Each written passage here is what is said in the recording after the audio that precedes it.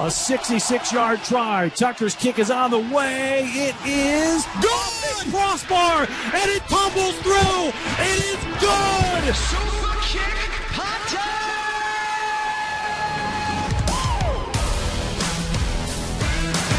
Justin Tucker with the longest field goal in NFL history.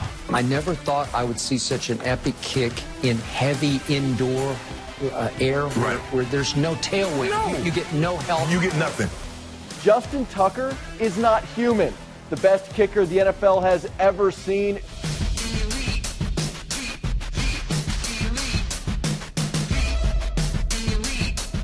Tucker's kick is one of the coolest football plays I've ever seen in my life. I have never seen such leg talent as he had. No. You convert a 4th and 19, and then you kick a 66-yard field goal that hits the crossbar and drops over. You can't make it up. Credit to Justin Tucker, truly one of the best in the game. We were having a conversation yesterday that he's the greatest kicker ever, maybe the most clutch kicker ever. Justin Tucker with an absolute rocket at the end of it. He said, I know I crushed it.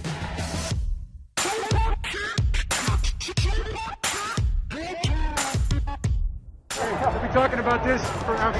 No doubt. Good, buddy. Hey, way to do your job. Way to do it, okay? Tell us what you did with this football today. Well, I kicked it. Yep. 66 yards. Wait, how many? 66. 66. Okay. Is that a record or anything? I believe it is. I believe. Okay. I didn't know. I wasn't sure. He's the GOAT, man. That's the GOAT. Justin Tucker, which is, he's the best kicker in history. I love Detroit. I'm thinking about getting a place here. To come through is it's a big deal for myself. It's a big deal for Nick Moore throwing his first game-winning snap. But all I can say is trust, man. Trust God. Trust this team. Like, we got something special. Bro, that was the craziest kick I ever seen. I don't think we can do that on Madden. I'm about to create a kicker just for that. Justin Tucker, Hall of Fame kicker. Super kick, Young Bucks, we're killing the business.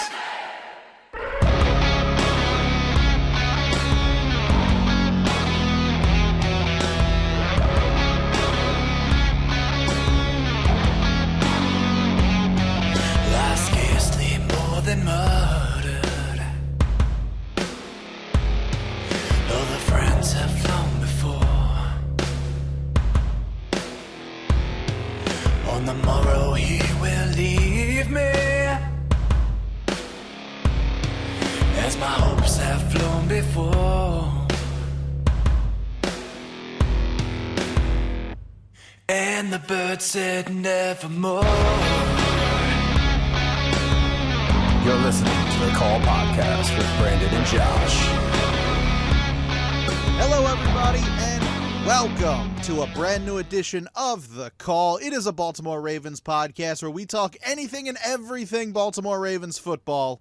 Thank you for listening to us on Apple Podcasts, Stitcher, TuneIn, Player.fm, Overcast, Google Podcasts, Spotify, YouTube, Facebook, and Facebook actually released their own podcast Is it better than Apple? Yeah, right now it's better than, well, I don't know. We'll see. When this show gets posted, we'll see if Facebook actually can find it. But I have a setup. It should work. Only time will tell when this comes out whether or not Facebook plays it. But hey, we will see. But you can listen to us directly on Facebook. No video feed that I got to put up. So it takes a little work off of my back, so I'm cool with that. But hey, let's talk about the Ravens. Let's do this. It's a super kick party! Justin Tucker making history this past Sunday, 66 yards. What a field goal in Detroit again. These guys, I mean, at this point, they got to just be like, you know what? You know, this guy just owns our city. We are under Mayor Tucker. That is what we're doing right now. So, joining me as always, talk all about it, my buddy Josh. What's going on, man? How you doing? I'm doing great, man. This team just continues to surprise. Yeah. I don't know. I mean, again, we have a lot to talk about again, but I don't know. I'm going to just ask you this. Have you ever seen it in the same 3-game stretch? Let's rewind it. Monday Night Football, right? You obviously bolted out of the stadium because you were like, oh, we lost. The Ravens go ahead with a Tucker field goal with 30-some seconds left. Ravens are about to win. Woo, we're all going crazy. Oh, wait, they tied the game overtime. And then talk about overtime, and we're talking Monday Night Football 3 weeks ago. Oh, wait, we just lost. Oh, wait, no, we didn't. Oh, wait, intercept the ball. Oh, we have a chance. Oh, wait, fumble. Oh, wait, lost. Like, it was like the roller coaster emotions. And then take it to week 2, Sunday Night Football against the Chiefs, right?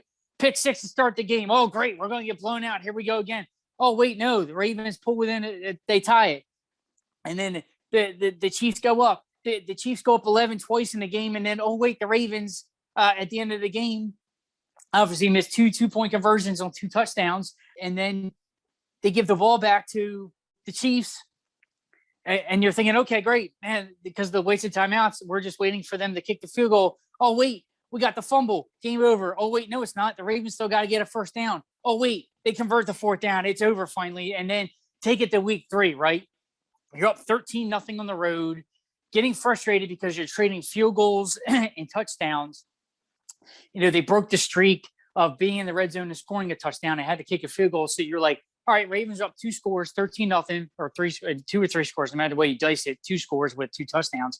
And then you're like, all right. And then as the game was going on, Brandon, you're like, they're letting this team hang around. What's going on? And then take it to the end of the game. The Lions go up, they kick a field goal. And then the Ravens, obviously, because they're blunder and wasting a timeout on a challenge, which is another blunder in coaching, even though we know Harbaugh is a very, very, very good coach by his resume.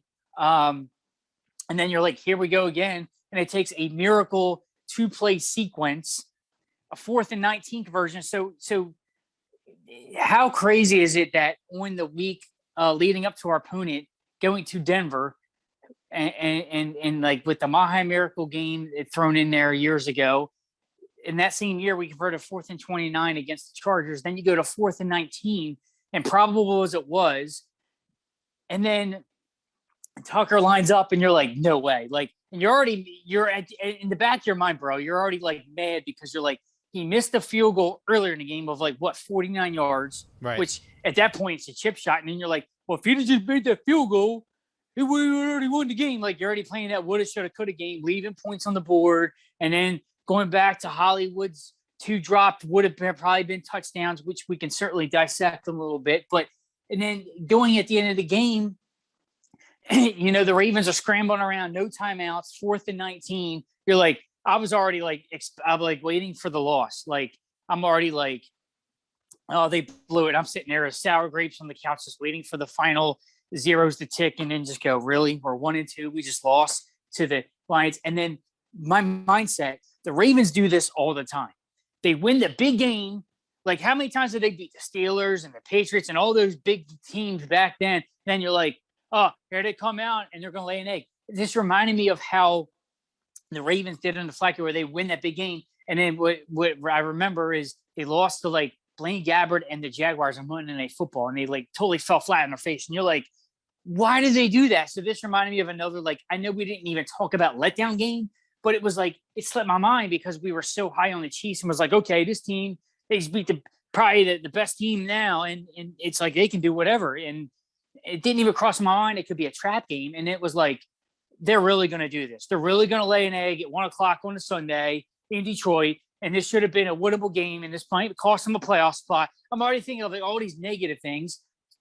And then the problem happens. 4th and 19 conversion to Sammy Watkins.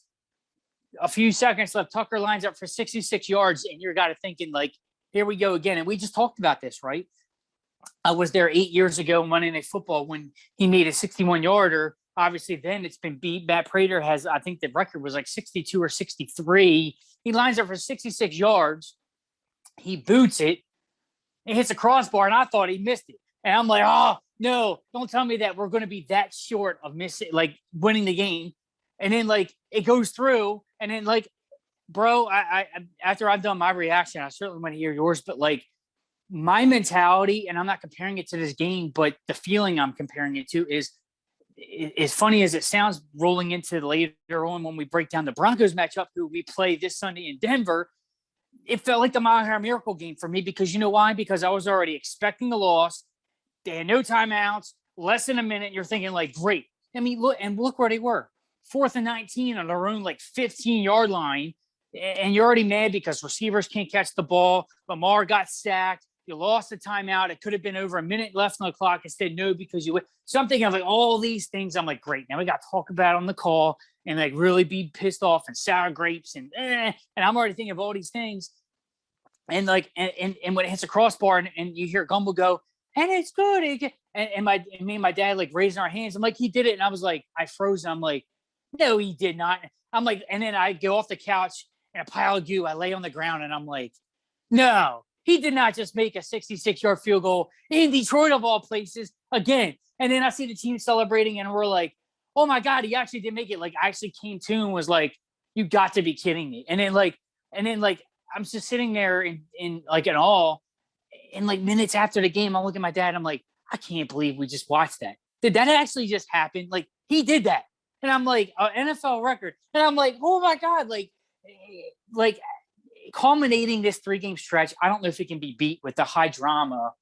I mean, these NFL games have been good. I mean, not to take anything from the Ravens game, but we already had another doozy on Sunday Night Football, Niners, Packers. But I'm telling you what, man, just looking at the Ravens games, I don't know if there's been an incredible 3-game stretch or any stretchy games in Ravens history that were apart from like the one games, like obviously the 4th and 29 play in the Mahi Miracle. But this has been 3 consecutive weeks of like, I just broke it down for you from beginning to end, roller coaster rides. Like, are they going to win? Are they going to lose? Oh, they're going to lose. Oh, wait, they pulled it out. Like, the Ravens won a second straight game on ridiculousness. And dude, put Justin Tucker in the Hall of Fame right now. That's all I got to say about it. It's already in the Hall of Fame. They already posted that out there. They've got his cleats, you know, his jersey, his pants, everything is already in the Hall of Fame, because how do you not have that piece of history in there? But so I'll tell you what I was doing this weekend. I was in Ocean City, first time since May, at my place, and decided we were gonna stay until Monday morning. You know, I worked all day Monday, got home around 8:30, left the beach at 5 o'clock in the morning, drove home because I wanted to be in Ocean City to watch this game, and we got a dozen crabs because there is a shortage right now, so I couldn't do all you can eat crabs because crabs are very expensive here in Maryland. They limited right now. you to a dozen. Wow. Yeah, it was normally like I'll do the all you can eats, and it's like how many crabs can you eat? Oh, what's your record? What's your record? Speaking of records, what's your record? What's your personal record on crabs? I want to say mine's 14. I've done 14. I've done a little over a dozen just by myself in one setting, picking them apart and eating them. 14 crabs, which is a lot. I want to say 18 or 20 is my max that I've had. So 18 or 20. Okay. Yeah. Are they mediums, small schools? Like, what are we doing here? Usually, I will go for the smalls because they're usually more meatier. They're more packed. So I will go with the smalls. Smaller is better. He. Yeah. Crab World, maybe. Yeah. In Crab World, yeah. There you go. But yeah, jokes. We did one dozen crabs, and that was like was it $109, something like that. It was crazy. I mean, the prices are never like this, but you know, pandemic pricing is what we're doing. But so we were eating crabs, having some beer, watching the game outside. They had a TV set up at the crab bag outside. There was a fire pit right underneath the TV. I mean, awesome setup. Really, like, this is my place to go if you're ever in Ocean City and you're like the off season, the Ravens are playing. Go to the crab bag, watch it there. But we were outside, and I think I learned my mistake from that Monday night game at the stadium where I didn't realize I left early. I thought I left at the end of the game, and it wasn't the end of the game. When Detroit went ahead and there was like a minute 40 left in the game, I went, oh, they gave us too much time left. We got this. And there's like people next to me at the table, people I don't know, going like, oh my God, I can't believe we're losing this game. I can't believe we're losing this game. And I'm just like, it's like a minute 30 left. We got this. We're fine. So you were Mr. Joe Cool here. Yeah, and I think it was because I knew we had Justin Tucker there. I'm like, Lamar doesn't have to get down to the end zone. Lamar's got to get a field goal. He's got to get in the field goal range. So we're fine. So, and we've seen this before, right? Like Monday Night Football last year, the Browns, like, you know, the whole Hollywood Brown, they go ahead and then the Browns come back and match it. And then all Lamar's got to do is just go dink, dink, dink right down the field. So I guess, and you're right. You have Tucker. What are you worried about? Yeah, so, I mean, the 4th and 19 happens. That's great. I got worried because Sammy Watkins didn't go out of bounds, and I'm like, dude, what are you doing? Like, you got to stop the clock. Like, that's the only time I really got nervous. But when Tucker, when they said it was 66 yards, like, I'm like, oh, we're fine. We're good. And to see that, I mean, the place I was in, the crab bag went ballistic. People were jumping up and downs, like throwing crab claws. Did you get a reaction? I didn't get any video of it. I mean, I was just I was in the moment, but it was a blast to see. It was amazing to see. I mean, it was history. And here's the thing. I don't want to get ahead in the show here. We are on our way to Denver. We just came from Detroit. It's above sea level. The air is thinner there. Could Justin Tucker potentially go 68 yards in Denver? I don't know if he can be topped. He can go 66 indoors in Detroit. No help of wind whatsoever. I mean, that's honestly, like, that's it. Justin Tucker is the greatest to ever do this. Could he do it? Right now, I'm saying absolutely 100% he could do it. Will he? I don't know. But, like, if we're in a bind and there's 3 seconds left and we need 3 points and we're at, the 68-70, that's how much we need. I bet Harbaugh would pull the trigger and go for it. Well, listen to this interesting statistic. Justin Tucker. Good word, by the way, because I can't say that word. What? Now I can't even say it. Thank you. And now you got retail. I hate saying the word stats. Let's go to the stat sheet, shall we? That's why they say stats. All right. You want to know how awesome Justin Tucker really is? Let's hear it. There have been 7 go-ahead field goals of 60-plus yards in the final minute of any NFL game, and this is per Elias Sports, speaking of stats. 2 of them were by Justin Tucker himself in Detroit, no less. I was there for one of them, 61. He is the only kicker with more than 1. I mean, if you don't solidify your GOAT Hall of Fame status, I mean, and I know he missed one on Sunday, right? But he is the most accurate kicker in NFL history. I think, right? I mean, before the miss, I think he was at like 91 plus, maybe 92%, somewhere in that range of accuracy. Like that's his accuracy. He still made 4 or 5, so that's 80%. So it might drop a little bit, but for him to do that in Detroit 8 years later, where on a game to where I was at the last time, we just talked about this, and the score was just about as similar. And you're talking in the same place. And I would love to know, looking at the angle, I can't remember my angle on it, but like, I can't even remember if it was the same end of the stadium. I want to say it was the opposite, but either way, that would have been pretty crazy if it was the same exact end zone.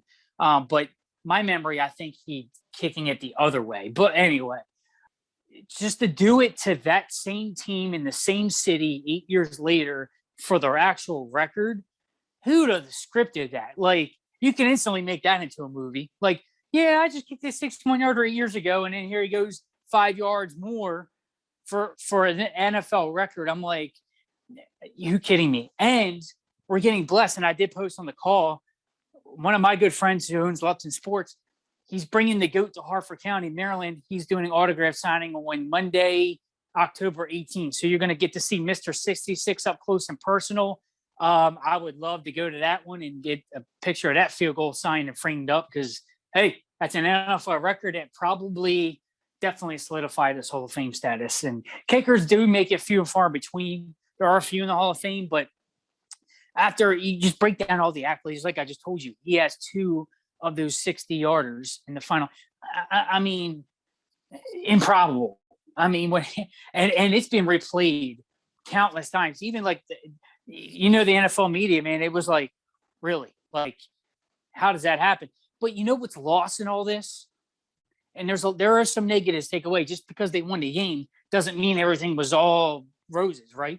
But what's lost in all this is Lamar Jackson threw an absolute dime of 36 yards to a Sammy Watkins, a newest addition on this team, to convert a 4th and 19 deep in their own end with no timeouts, and they had to get up and spike the ball. I mean, that's what's kind of crazy in all this. Like, yeah, Justin Tucker is the man; he's the GOAT, and obviously his foot and his leg kicked that game winner through. And as you've seen at the post game, Harbaugh gave game balls to the snapper, and then obviously Sam Cook, the holder. the special teams trader there, the new Wolfpack, obviously, Morgan Cox is no longer a long snapper, but you know, that's what's crazy about all this is it was a credible play to set it all up. And again, with this team, man, it's like they don't quit no matter how many touchdown drops there were in the game, no matter how many missed tackles there were, and we'll address that as well. No matter how many missed timeout blunders there were in the game.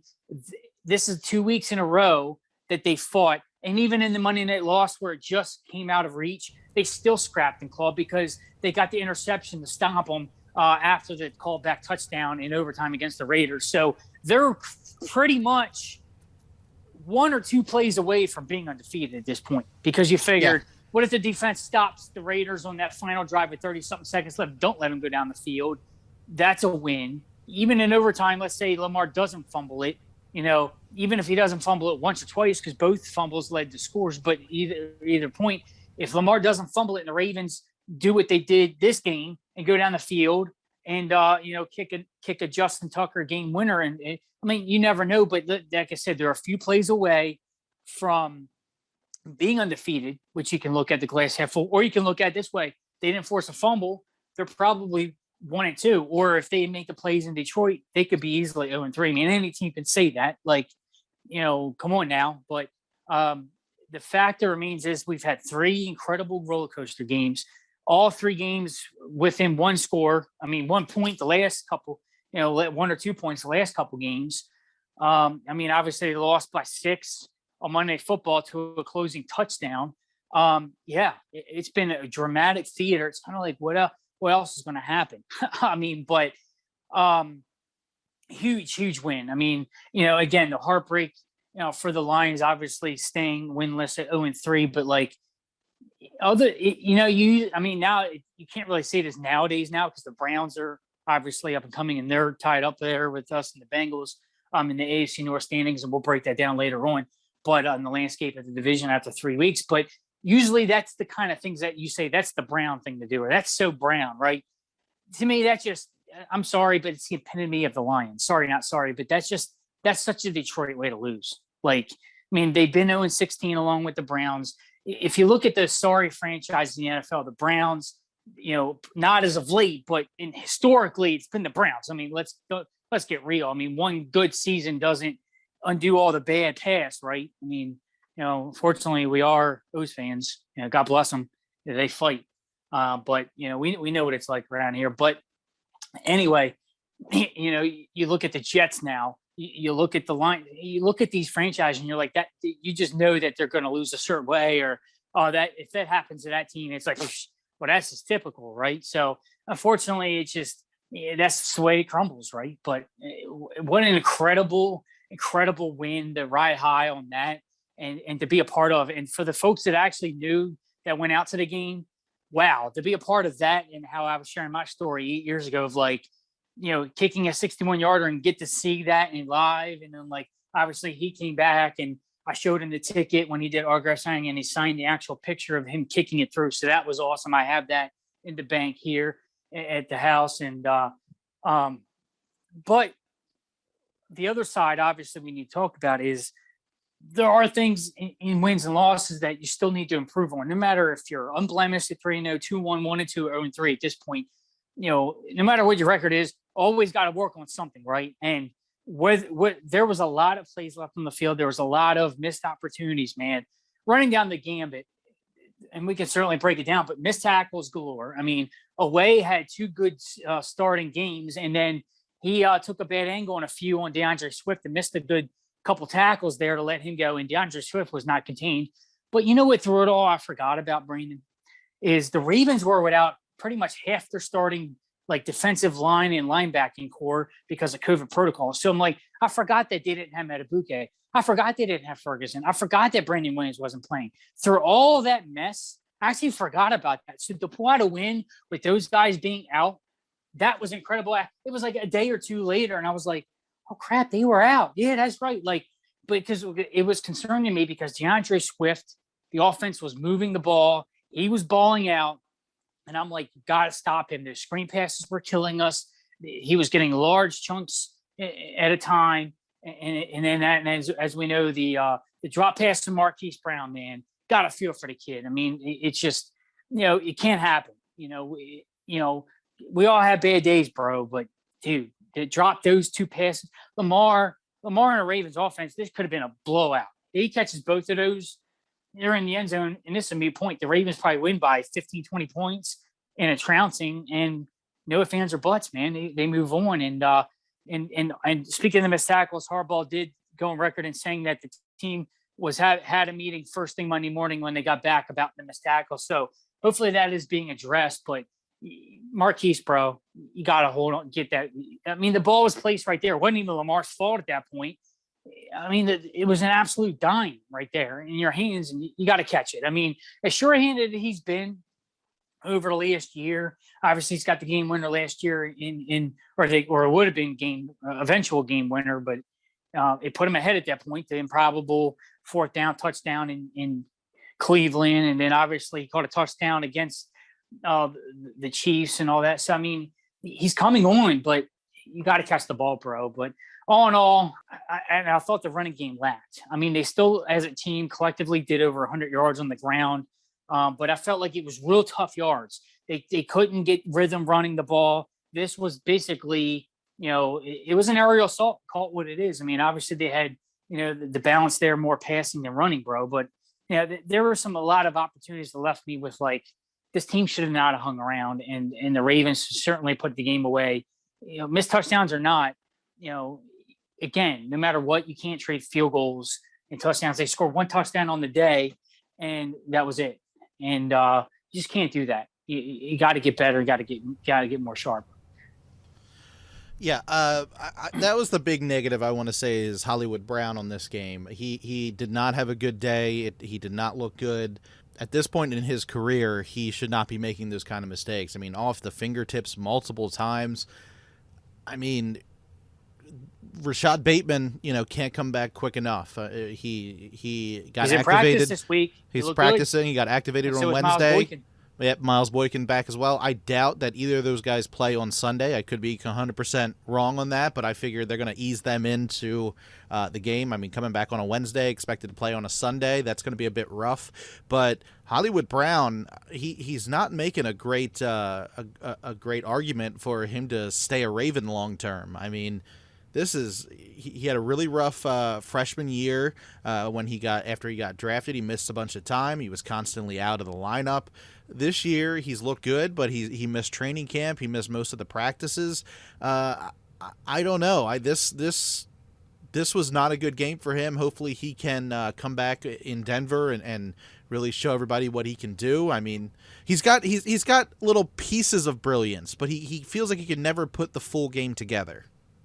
Kind of like a Kyle Bowler syndrome kind of deal. Yeah. Like we know it's there somewhere, but it's not quite there yet. Right. We always allude to that in Ravens folklore when a player has potential, but never, it's like the Brashad Perrymans of the world and Kyle Bowlers. Cause it's like, we've seen your brilliance, but it's like one game out of 10 right. And then it disappears. And then you're like, well, like it always brings you back to that Kyle Bowler Monday night game against the Packers. Like he had his like career game that game and the Ravens won big. And you're like, where was that his whole career here? But then it would happen like literally once a year. You had that one game where you're like, Kyle Bowler's brilliant. And then like this 15 other games, you're like, man, he's just flat. So, but you're right. But now what do you do with that? Like, obviously I feel like you got to keep sending Marquise out there. You can't bench a player of his caliber. Can you?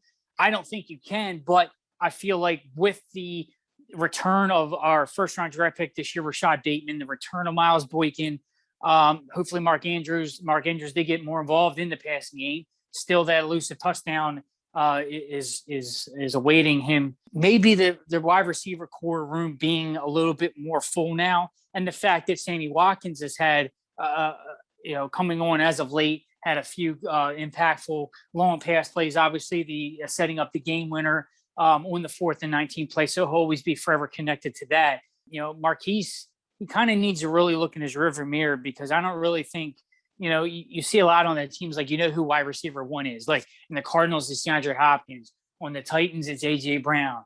Right now in the Bengals, it's Jamar Chase, the rookies emerging. You know who those wide receiver one guys are. But the Ravens, it pretty much is tight end number one / wide receiver number one is Mark Andrews. And we know that Lamar and him have had a special connection with a lot of touchdowns connected over the last few seasons, but receivers has got to get better. And I've always posed the question to this because in my lifetime, obviously, I'm not saying it's never happened for the Orioles. The Orioles have won 3 World Series titles, but I've always said in my lifetime, which is going to happen first, a World Series title by the Orioles or the Ravens actually drafting a viable number one receiver that pans out for like years. Like, because I feel like both of those things, I feel like are so far off because it's like, will it ever happen? And then you're like, oh, this is the year. It's like, you know, they drafted Mark Clayton years ago. Oh, hey, he's a playmaker out of Oklahoma. Nope. And it's like, oh, they drafted Rashad Perryman, you know, in the first round. He might be it. Nope, bust. And then, okay, this is it. We finally got Bateman. Hopefully this is it. Like, and obviously he had a strong camp until the injury. So I was really excited to see what he can do. And I'm hoping for that resurgence and working him as slow. It's not going to make an impact right away, but to get him back this early now, we heard it might have been around that month, the 3 to 5 week plan. This is week 4 of the NFL season coming upon us here. So he is back in practice, running routes, catching passes. So will he make the trip to Denver? We do not know at this point, but it is a good sign for him to return to the Ravens to score, especially after the game that Marquise had. So hopefully we can have some brighter days ahead with some plays being made in the passing game. But I again, you know, I don't know with the ebbs and flow of the game or what happened there, but I feel like Greg Roman in the running game's got to stick to that one guy, right? Like if it's Williams, keep giving the rock and give it to him. If it's, you know, Murray, keep giving him the rock. But I feel like when you're changing the pace, you're not allowing these players to get in the rhythm that they seek. And I get it. You want it fresh bodies in there or whatnot, but who knows? But I know I saw a Le'Veon Bell tweet this week. You know, he's chomping at the bit, and he put a GIF in there, kind of like, I guess, that anticipation one, getting ready he's licking his chops. So I think, you know, he's about maybe a week or two, maybe, of getting caught up and making an impact for the Ravens and seeing what he's got. But, you know, all in all, I mean, again, we understand it's a win. I'm not saying like, oh, they'd rather the Ravens lose because they deserved it. But, you know, good for them. They squeaked it out. But, again, this could have easily went the other way, and we'd be talking doom and gloom, road loss and that's the second road loss in a row, you know, this year. And we could have been really hurting with the landscape of the division that lost. So to me, I mean, I know the Chiefs win was very important, especially the ramifications of that, but it just seems like, hey, again, at the end of the day, no matter how you win, it's just like Dominic Toretto, right? In the original Fast and Furious, winning's winning. Remember Paul Walker's like character, rest in peace, my friend. You know, dude almost had you. Doesn't matter, man. If I got you by the length of my hood, or I got you by my, like he said, winning's winning. It doesn't matter. At the end of the day, you can sit there and say, okay, but what if Marquise would have caught it? Right. But what if we didn't make tackles? But you know what? At the end of the day, it took a 66-yard crazy field goal to hit the crossbar and go in. But at the end of the day, it's a win on the Ravens board. They have 2 wins and 1 loss in the season after 3 weeks. You know, obviously 3 weeks young, you can only do no better than 3-0. So they're 1 game off that pace. I feel like they're going to be okay. But, you know, hey, if you can win kind of like that with the game in the balance and all these things going wrong, hey, what happens if they can get it together? So it's kind of like, I'll take those ugly, crazy wins. Then you know, again, you always heard it from Trent Dilfer back in the day, right? You know, we're going to write a book of how to win ugly in the NFL because the Ravens' MO was always that in their history. They always won ugly, no matter what. And you heard it after the Chiefs win, right? Remember Harbaugh? You know, it's never pretty, but it's us. It's the Ravens way, man. I don't care how, because again, like with the playoff run in 2012, like are you breaking down the Maha Miracle game, even though we know it took a probable play like that to force double overtime, you know, because it went 2 overtimes. But it's like, are you stuck on like what it could have went wrong and be like, oh, but what if they'd have covered Trenton Holiday on 2 kickoff returns? Well, woulda, shoulda, coulda. That, you know, you can sit there and say at the end of the day, but at the end of the day, they won a divisional playoff game that year, and we know they won the Super Bowl. You know, all I remember in the Super Bowl is we know that they lost a big lead and the lights went out, but it's like, we know they had to barely hang on the win, but it took a 4th goal line stand. I'm not going to the negatives and saying, but the Ravens lost a big lead and they almost let the Niners score. No. Well, all we remember is they freaking won the game and the confetti fell and the Ravens got their 2nd title. Don't care how they win. To me, wins. Don't care how many yards are thrown, how many yards are rushed for. At the end of the day, if the Ravens have more points on the scoreboard than the other team after it hits fourth quarter or overtime, that is all that matters in the NFL. That qualifies you for division wins or division title, maybe in playoff seeding. That all counts. So I feel like, again, like, I don't care if the Ravens went ugly and it was, but they could have lost. Yeah, they could have lost, but a lot of teams could have won. You can slice and dice in any way, but at the end of the day, I mean, I know I'm not a paid player on the team, but I'm not apologizing for the way that my team wins. When I root for them, yeah, we might predict the loss on the show, or as fans, we might say on social media, like, I don't think the Ravens have a chance today. But yeah, in all our hearts, we just want the Ravens to win every game, right? We always root for them to win. There's games that it's just the way NFL is. You can't win them all, but it's awesome to root for them in that regard. But there's always something to improve on. But it's few and far between, and they got a daunting test here, man, because the Broncos are undefeated on this young season at 3-0. And again, looking at them, I'm not looking at quality wins like, okay, well, they beat the Jets. Okay, big deal. Like, they beat the Jets 26-0. Or does that mean you're going to break down every dominating win the Ravens have had in their history? Like, okay, well, they have 3 or 4 shutouts one year. Are you saying, okay, then discount those wins because they were against crappy teams? No. You can't apologize for your opponent is that weekend. You can't apologize. They're all NFL teams. The Jacksonville Jaguars were up 9 points at one point on the Cardinals, and the Cardinals are undefeated, and the Jaguars are winless. So, I mean, you really have to look at it. So, but Denver, second road game in a row going out west. Obviously on the East Coast, we know it's a 4:30 game because of that. It's going to be a daunting task, mile high or not. Denver's got some playmakers, man, and they're going to be ready to play. And it's going to be a great game early in the AFC playoff race too, because this could be impacts, because we know the AFC West is shooken up so big right now with the Raiders and the Broncos both tied at 3-0 in the top of the division. It's huge. And if the Ravens can put another, and I feel like this would be a quality win. I don't care if it's the Broncos or not. Broncos are surprising with 3-0 record on their young season. They got Teddy Bridgewater, leading the charge there at quarterback. I feel like if the Ravens can get the Broncos, and the Ravens would be 3-1, and the Broncos would be 3-1, that would be another huge win, just as huge as the Lions win was, and just as huge as the winning was against the Chiefs, because you just beat an undefeated team. It's a good test early. Denver's got a defense. They got some playmakers offense. It's a road game. It could be a second road game in a row before the Ravens get a breath of fresh air and come home for virtually over a month, because after the Denver road trip, they're not on the road till, I think, November. So I think the whole month of October, with the bye week included, they are home for 4 straight home games. So count thy blessings, because we're going to get to see a lot of Ravens football in Baltimore over the next month. But till that, got to get through this road test, another road test in Denver. But it's going to be hard, man. They got some playmakers, Tim Patrick, offense. They got, I'm looking at Jerry Jeudy's status for Sunday, Cortland Sutton. They got the rookie Javonte Williams. They got Melvin Gordon running the ball. They got some playmakers, and Teddy Bridgewater has surprised this year. Denver is going to be a handful, and they got Von Miller still leading the charge on their defense. I know they're down Bradley Chubb, but bro, man, it's still the Broncos, and it's going to be a tough task, man.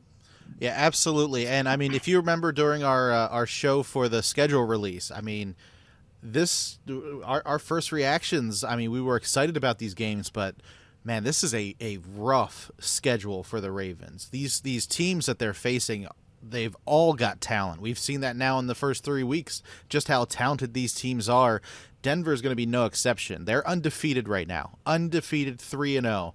Yeah, they beat the Jets or some other teams that aren't the greatest. However, a win is a win, like you said. So this is going to be difficult, and I think it's going to come down to whose defense is going to be better, because Teddy Bridgewater, Lamar Jackson, they both come from the same college. They both played at the same college. They're both extremely talented quarterbacks, and who's going to be given the most time, and who's going to be given time to let to plays develop. Luckily, the Ravens have been able to activate 3 of their defensive players off the COVID-19 list. Brandon Williams, Justin Matabuke, and Justin Houston all missed that game in Detroit, and they will be there in Denver, thankfully. So those guys came back, and for the Ravens defense to be able to come away with a win in Detroit, missing those 3 guys is really saying something. So hopefully we can see that. Like we do have to see Oweh do a little bit better than he did in Detroit. Chuck Clark has looked fantastic. We want to see more out of Chuck Clark as well. But I really think it's going to be what defense is going to get to that quarterback quicker. So that's what we really need to see. We need to see the Ravens defense really come out on this one. Denver is not going to just roll over. This is not going to be an easy game. But if we can get to Teddy Bridgewater, make his life a little uncomfortable, and get to him, get those sacks, because he really hasn't been touched that much this year. But we've seen what he can do up against a team like the Jets. He really was able to come away with a big win over them.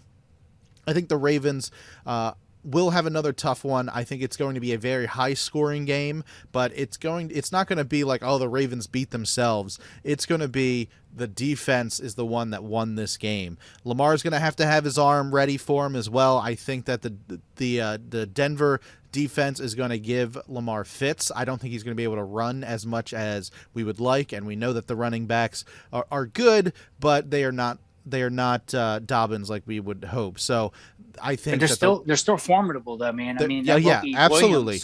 Williams, he's dangerous as well, especially because he's a rookie, number one. But 2, he's explosive. He's providing that another kind of that lightning and thunder approach with he's the lightning to Melvin Gordon's thunder. Melvin Gordon still a punishing runner.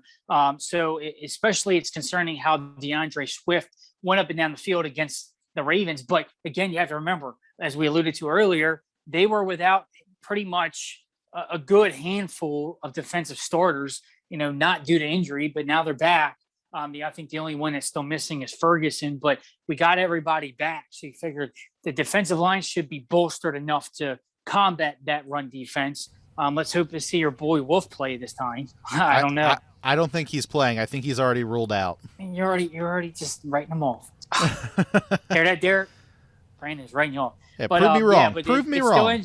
It's still early for the injury report, but as we know, let's see, as far as the receivers, and as we alluded to, Bateman and Boykin back practicing for the Ravens, and still way too early. Again, we're recording this earlier in the week, releasing the show every Purple Friday during the season, and obviously we have that one wrinkle on a Thursday night game, so make do, but that's later in the year. We don't have to worry about that for a while, but in Miami nonetheless. But but in retrospect, you're right. It's going to be a tough challenge. You know what? This is a tough challenge. And the way I look at this game, I'm going to flip flop on this one. After the Ravens win, obviously you're like, okay, well, they're 2-game winning streak. Can be stopped? Look, the Broncos are undefeated for a reason. It's going to be a tall task. And I don't know if the Ravens are up to it. I think it's going to be a closer game. It's going to be another 1-score game. I don't think it's going to blow up by either side. But I think, there's going to be enough plays made by Teddy Bridgewater in the Broncos offense to keep the Ravens at bay. And I feel like Ravens are going to just come up short here and be 500. It's going to be a tough road test to knock an undefeated team off at their turf. I know they're just coming off a shutout win against the Jets.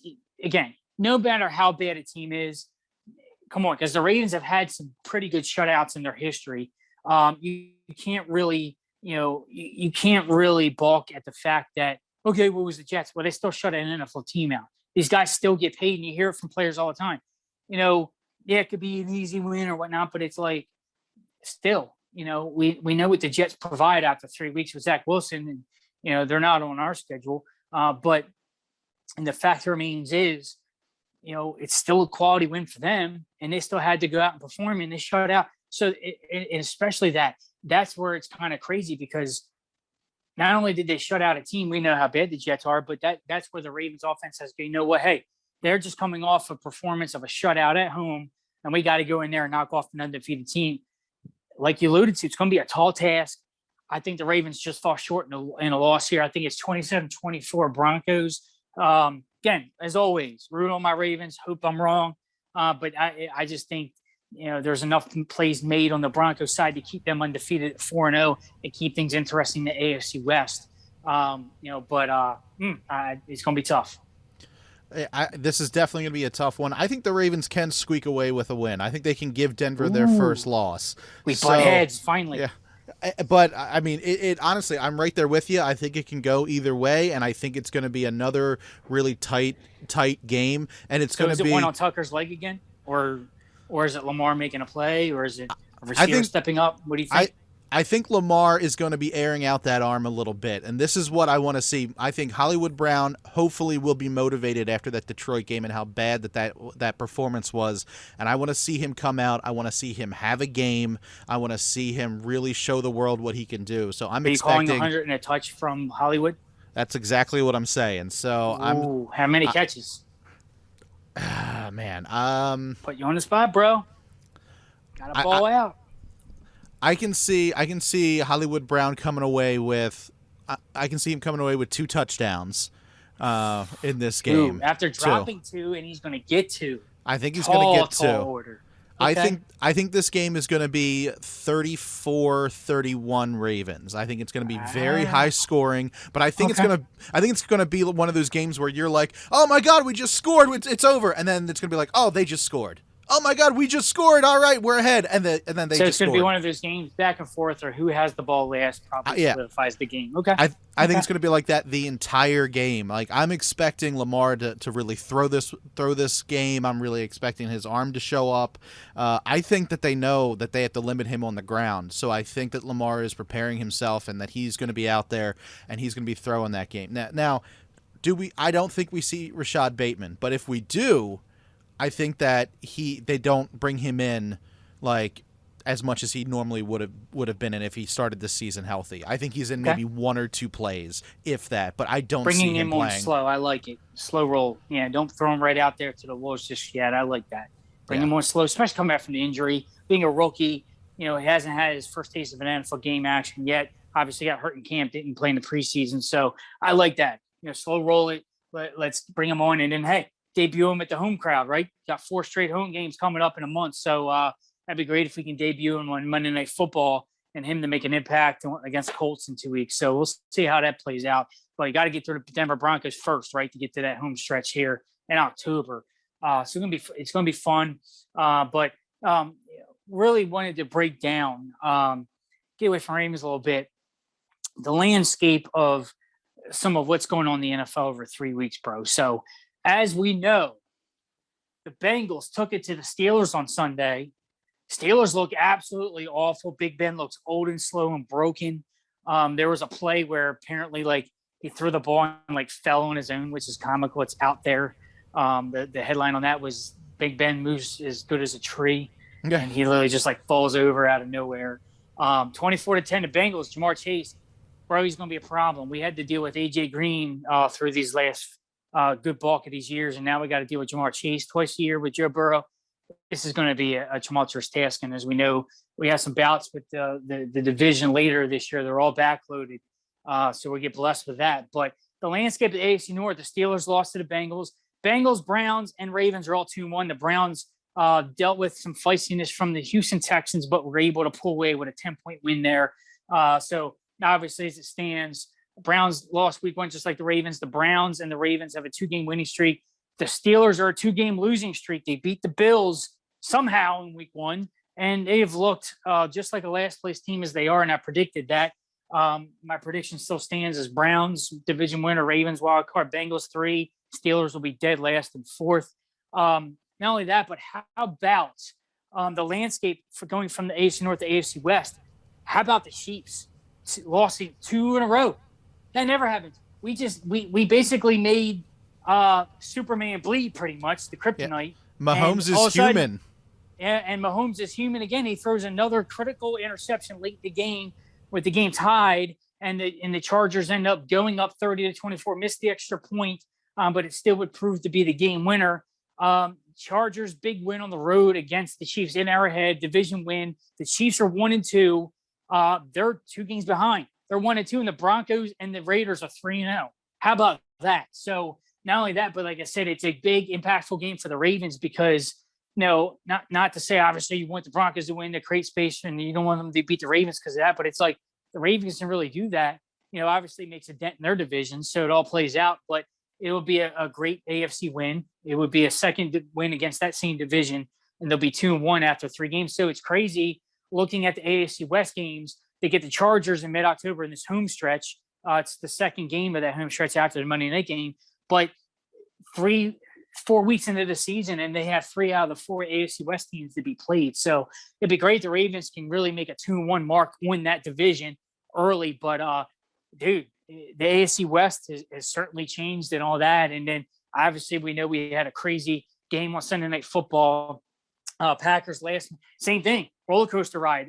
How about Sunday Night Football with the last 2 weeks with the Ravens and the Chiefs, the way that game went down, and then how the undefeated, then it was undefeated 2-0 Niners. They took the lead with less than a minute. Remember our boy Kyle Juszczyk crossing the goal line like they did on Christmas night. We thought it was the game winner against Pittsburgh, but it wasn't. Me and you were together for that. And Aaron Rodgers just goes a couple plays to you left too much time. You left 30 something seconds left with Aaron Rodgers, no timeouts, a few plays to Devonta Adams, and then they booted a game winner of their own. So that was a incredible game. But not only that, but how about after the Ravens play a semi-primetime game here, obviously because they're traveling to the West Coast, it's at 4:30 start here, bro. How about the Week 4 matchup on Sunday Night Football? Tom Brady returning to New England. Not only that, but we just saw history be made in Detroit this past week by Tucker. I mean, it's incredible to think about. Brady's 44 years old, still playing quarterback in the NFL. He's going to go to New England, which obviously, that's where it's where he won all of them. He won 6 out of the 7, the dynasty, going back to scene of crime, but he is less than 100 yards away from Drew Brees' all-time passing record. Him and Drew Brees stand alone over 80,000 passing yards in their career. Hard to believe, right? But Drew Brees is retired as of last year. Brady's still going, and he's like 60-something yards, 70 yards away from breaking that. So you pretty much say Brady throws 100 passing yards. He's got the record in Foxborough, no less. So the Buccaneers, defending champs, go to New England on Sunday nights. So right after the Ravens billing here, man, we're right into some good football on Sunday night. So it's going to be fun. Yeah, I mean, as much as I can't wait to see this Ravens-Broncos game, because I 100% do, I'm really excited to see Brady return to Foxborough, because that one is going to be a barn burner. It's going to be crazy to see. And that's a good – man, that is a good day of football right there. If you're going to need me, I'm going to be on my couch. Exactly, especially with the Ravens being at 4:30. If you're that NFL enthusiast, fantasy guy, whatever, you can get blessed with some NFL Red Zone. You can watch all the 1 o'clock games and then get ready for that Ravens late billing with the late windows. So it's going to be awesome. So it's going to be a fun day indeed. And I can't wait for that. Not only that for me, but I'm going to enjoy a 5-day weekend. It's my birthday weekend, brother. There you go. So it's going to be fun. So, hey, how about that? So let's hope the Ravens get it done for me, but it's still going to be fun to watch. And then we get blessed with that glorious Sunday night matchup. Could be another historic that, but tying everything in with the historics here to wrap things up. You know what was crazy on the same day that Tucker did what he did? What's that? The same guy who had the record prior to Tucker, which is Matt Prater. He is now the kicker for the Arizona Cardinals. Do you know what he did down in Jacksonville? He actually attempted the 68-yard field goal at the end of the half. Do you know what happened with that field goal? And again, tying into the Ravens-Broncos lore. Remember the infamous play, Monday Night Football. Jason Elam wins to attempt a field goal.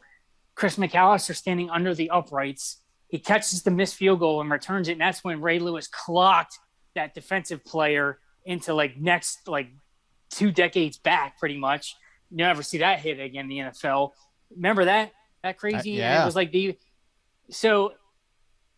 on a day where Tucker actually got the record, a kicker who previously had the record tried to get 2 yards better than him. A 68-yard field goal attempt at the end of the half by the Cardinals.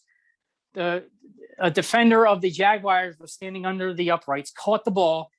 Agnew is his name. He returned it 109 yards for the score, an NFL record play. So in 2 hours prior to Tucker actually historically kicking his through the upright or hitting the crossbar and going through, you had would been beating his own record for a 68-yard field goal turned into the longest play in NFL history. You can't make this stuff up, dude.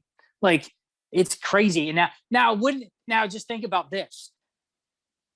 What if that actually happened? And even though Tucker's eventually game winner would have went through, what if that wouldn't have been enough for an NFL record? Like, what if Prater actually beat his own record, hit a 68-yarder at halftime, and then Tucker actually kicks his through 66 yards, and it wouldn't have been a record, and the record was actually made 2 hours prior? Like, imagine that headline.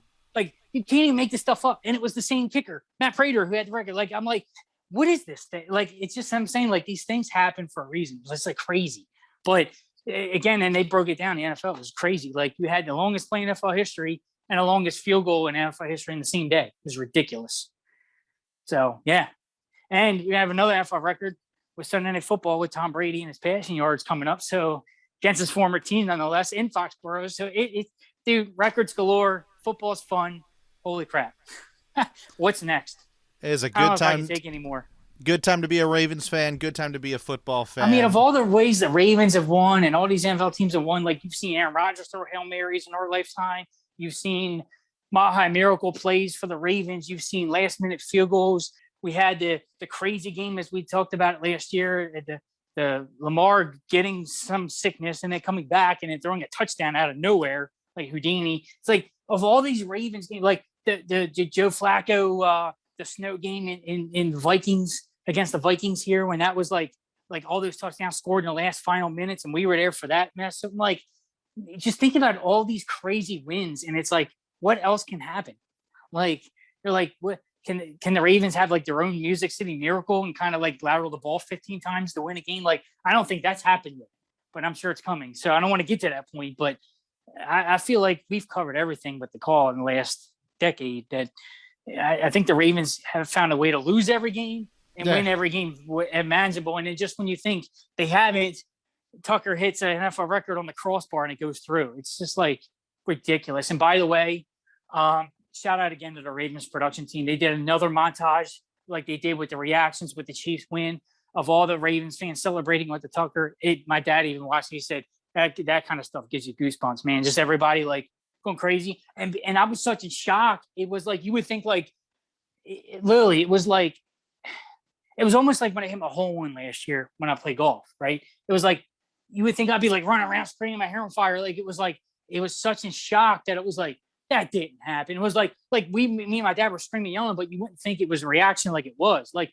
you would think like I'd be running around the basement where I was at my dad's house, and I'm like, oh my God, I get it. And like going crazy. Like, I was kind of like, nah, he didn't do that. Like, it was almost like I was in denial. Like I told you, like, and then it was like, holy crap, that actually happened. And I'm giving my dad high fives. Like, it was such a delayed reaction. Cause I'm like, cause again, I told you, kind of wrapping things up. I was setting myself up for that. Like, they lost, like same in my miracle years ago. It was like, great. Ravens lost, Rays last game. They're not going to make a Super Bowl, not going to make a title game. And then it's like, Jacoby Jones catches it, and you're like, what?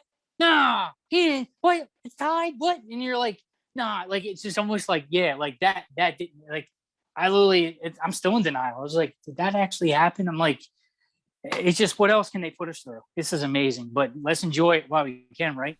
It's why it's entertainment at its finest, man. Can't script it. That's right. So, hey, Josh, have we covered everything for this episode of The Call? Quote the Raven, never murmur. All right, guys. Well, if you want to continue the conversation with Josh or I, you can. It's real easy. All you have to do is tweet to either one of us. You can tweet to me at Brando Cash. Josh, where can people tweet to you at? Always at Italian GQ52. Go to our Facebook page, facebook.com/thecallpodcast. Like us over there. Whenever a new show comes out, you'll be the first to know. Plus, if you like us over there and this all works out and Facebook likes us and everything like that, you'll be able to listen to the show directly over on our Facebook page. So that's pretty cool.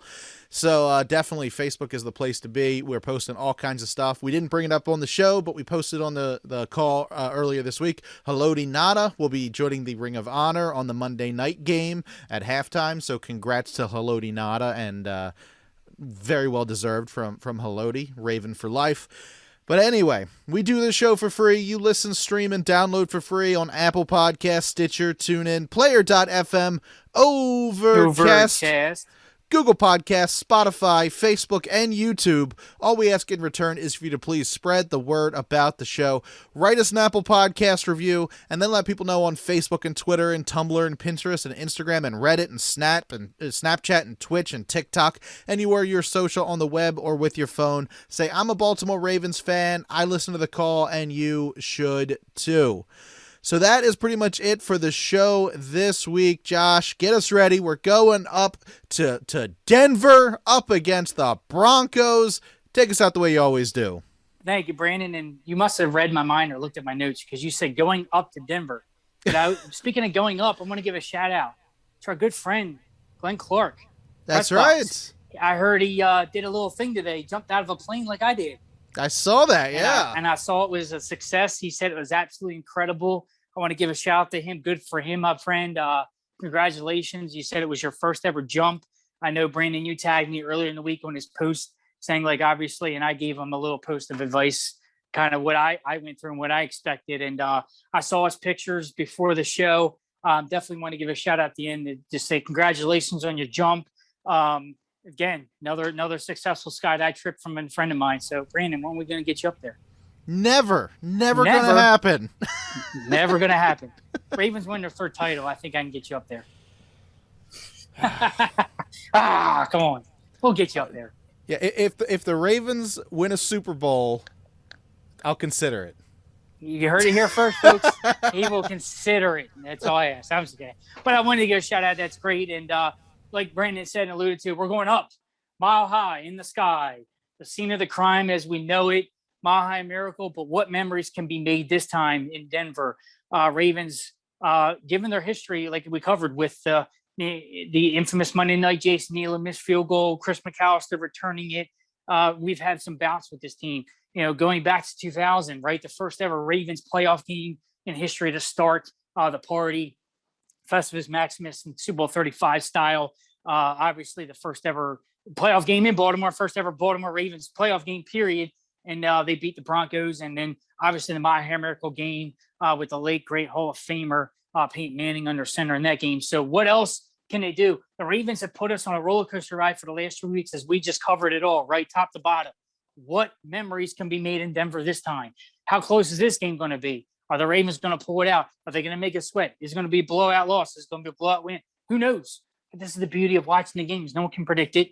And this is why we do. We got to love watching them. And for those making the trip, speaking of the flock, making the trip out to Denver, have fun, play hard out there, enjoy the trip, and hope for the Ravens can give you another memory to last a lifetime. As some of my friends made in Detroit, it was incredible seeing their reactions and the screaming and jumping up and down and like, oh my God, he did it. And obviously when I got home, I finally reacted like that after watching the highlights a few times and was like, oh my God, we actually did that. And you're like, going around, running around like a crazy person and enjoying that improbable win. But like me and Brandon, but Brandon thinks and get it done. I think it's going to be a tall task. We shall see. Ravens, Broncos, late afternoon window on the East Coast. Let's get it done in Mile High, everybody. Baltimore Ravens, let's fly high into Mile High.